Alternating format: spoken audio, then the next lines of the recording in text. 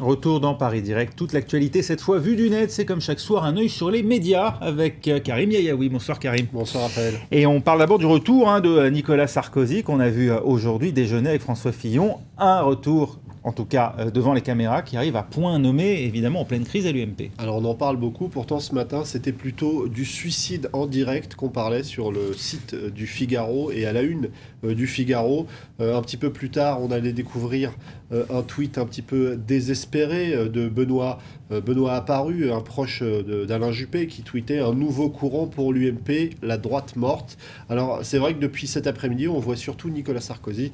Là il est à la une du Monde. Sarkozy peut-il sauver l'UMP, se demande le quotidien du soir, et c'est exactement le titre de ce sondage sur le site internet du Figaro, où une quarantaine de % de lecteurs du Figaro, il y a eu plus de 10 000 votants sur ce sondage, considèrent que Nicolas Sarkozy peut revenir et sauver l'UMP. Alors on a beaucoup de titres autour de cette capacité de Nicolas Sarkozy à pouvoir recoller les morceaux. On en parle aussi sur le site du Parisien, peut-être ultime pacificateur d'une UMP chancelante, ou encore du côté de l'Express, où Nicolas Sarkozy est un ultime recours, encore une fois, mais un petit peu malgré lui, nous explique l'Express. Un Nicolas Sarkozy qui a finalement les mains libres, parce qu'il n'a pas d'agenda qui l'empêcherait d'essayer de recoller les morceaux, mais en même temps avec une marge de manœuvre très réduite, donc c'est plutôt compliqué, même s'il décidait de revenir. Nicolas Sarkozy, pourtant très sollicité par les deux prétendants au poste de président. Très sollicité, vous le disiez il y a quelques instants, il a déjeuné avec François Fillon, et évidemment, dans l'entourage de François Fillon, on s'est empressé de communiquer autour de cet événement. C'est ce que souligne un journaliste de l'Express. Dej Sarkozy-Fillon, une ambiance détendue, décontractée, empreinte de confiance réciproque, selon un filloniste. On est loin de la ligne de François Fillon. C'est quoi, plus sereine que le sarkozysme? Exactement. Ouais. Là, il revient à Nicolas Sarkozy. Et puis, lorsque François Fillon déjeune avec Nicolas Sarkozy, eh bien, Jean-François Copé se dépêche de nous apprendre ou de nous expliquer qu'il l'a eu au téléphone pour un entretien particulièrement chaleureux, longue et chaleureuse conversation téléphonique. À en croire Jean-François Copé, tous les regards sont donc tournés vers Nicolas Sarkozy. Et si Nathalie Kosciusko-Morizet a lancé une pétition pour que l'on revote, eh bien, il y a un député UMP, Roland Chassin, député UMP des Bouches-du-Rhône, qui lui a lancé une pétition pour que Nicolas Sarkozy devienne président de l'UMP. Président à vie aussi, c'est possible. Pourquoi pas? Et dans cette configuration, à votre avis, qui seraient les deux coprésidents de Nicolas Sarkozy? Je vous le donne en mille. Eh bien, François Fillon et Jean-François Copé, évidemment. Bon, en tout cas, c'est un retour qui ne convainc pas grand monde, finalement, du moins pas dans l'immédiat. En tout cas, sur les réseaux sociaux, beaucoup sont sceptiques. Il y en a qui ironisent, comme Monsieur le Poiron. Je ne me demandais pas pourquoi ce pseudo, mais en tout cas, il explique « Ça fait des années qu'on est fâché avec ma belle-sœur, alors je songe à faire appel à Nicolas Sarkozy. » Et puis, plus sérieusement, ce tweet d'Alexis Bernard qui décrit Sarkozy comme le meilleur d'entre tous, capable d'organiser la destruction de son parti pour revenir en héros. Chapeau. Et puis, ce blog de Juan Sarko, qui avait beaucoup écrit, beaucoup blogué à l'époque où Nicolas Sarkozy était président.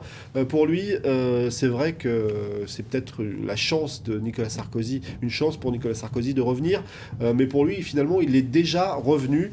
D'après lui, il aurait été même heureux de voir le score de François Fillon. 50% pour un ancien Premier ministre, c'est plutôt piteux.